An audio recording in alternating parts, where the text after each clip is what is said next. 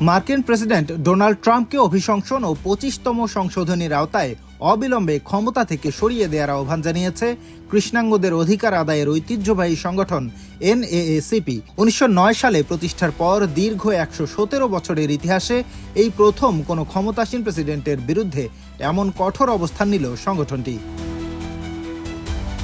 National Association for the Advancement of Colored পিপলের president Derrick Johnson এক কড়া বিবৃতিতে বলেন, ট্রাম্প অযোগ্য, অসুস্থ এবং উন্মাদ। তিনি আরও যোগ করেন যে ট্রাম্পের বক্তব্য ও আচরণ কেবল উদ্বেগজনক নয়, বরং অত্যন্ত বিপজ্জনক।